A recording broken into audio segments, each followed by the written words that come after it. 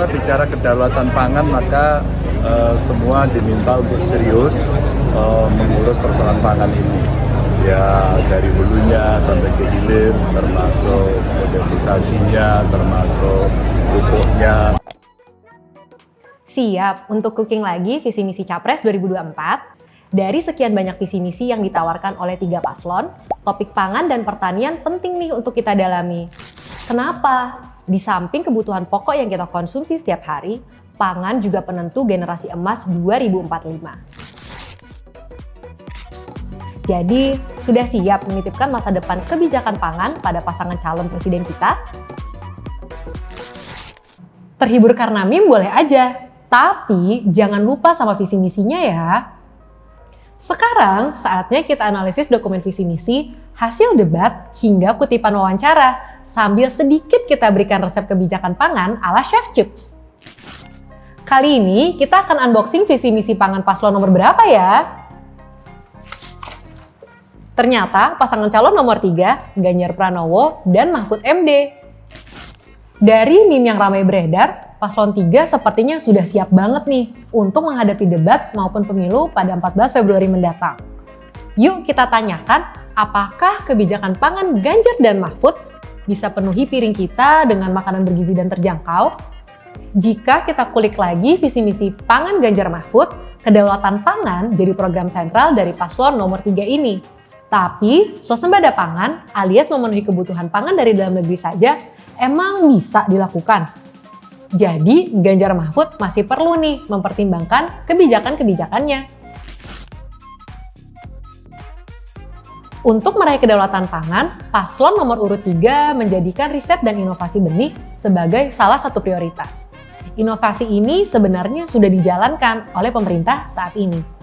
Sayangnya, daya serap benih unggul tetap rendah. Jadi perlu dijelaskan lebih lanjut, apa bedanya riset yang akan dilakukan oleh paslon Ganjar Mahfud dengan yang sekarang sudah diterapkan. Berdasarkan penelitian CHIPS, meski sudah tersedia berbagai varietas benih padi yang unggul, hanya sekitar 52,6% petani yang menggunakan bibit unggulan. Hal ini karena para petani lebih memilih menggunakan benih yang diproduksi dengan cara lama, supaya hasil taninya sama dengan pilihan konsumen di daerahnya. Singkatnya, dibandingkan harus bereksperimen dengan benih lain, para petani lebih suka menggunakan benih varietas lama yang hasil juga rasanya sama secara turun-temurun. Dan tentunya juga ini untuk menghindari kerugian.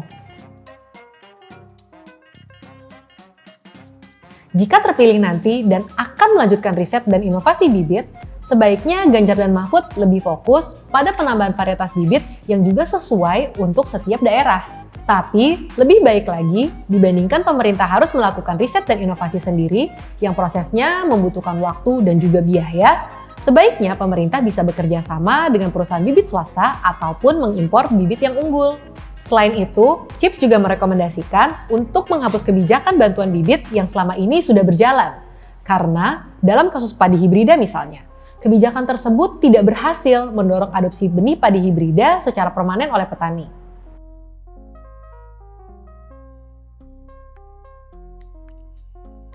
Selain riset dan inovasi benih, pasangan calon ketiga juga menawarkan program diversifikasi pangan.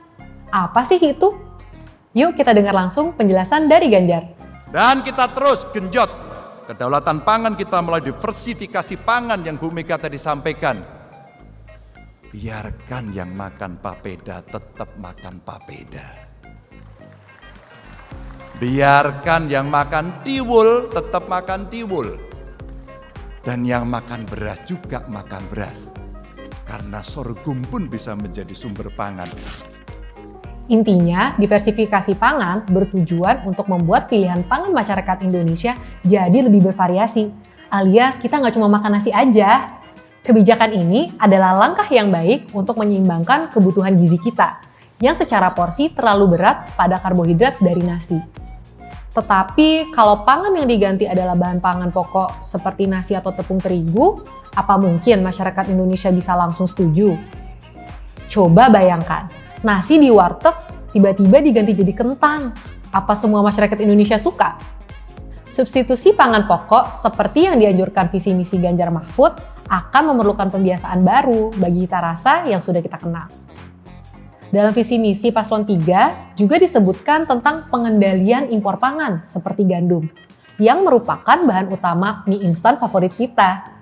Sementara kondisi pertanian gandum di Indonesia belum ideal loh untuk memenuhi kebutuhan masyarakat dalam jumlah yang besar. Jikapun bahan pokok mie diganti dengan bahan lokal seperti sorghum, lagi-lagi apa konsumen akan suka dengan rasanya yang tentu berbeda. Nah, pada praktiknya, pangan pokok di Indonesia cenderung mahal bukan hanya karena gagal panen, tapi juga karena produksi dalam negeri yang belum bisa memenuhi kebutuhan masyarakat. Apalagi jumlah penduduk kita kan terus bertambah. Adanya bibit unggul seharusnya bisa meningkatkan produktivitas pertanian. Tetapi kenyataannya pemerintah belum menemukan varietas bibit yang dibutuhkan oleh petani, sehingga produktivitas pangan tetap rendah. Pembatasan impor hanya akan membuat harga pangan jadi lebih mahal. Hal ini jelas bertentangan dengan upaya penyeimbangan harga pangan pada visi misi Ganjar Mahfud. Jadi perlu diperjelas juga mana yang target jangka pendek, menengah, hingga target jangka panjang untuk tiap visi misi dan atau program dari pasangan Ganjar Mahfud ini. Jadi apa tanggapanmu soal kebijakan pangan Ganjar dan Mahfud? Share di kolom komentar yuk!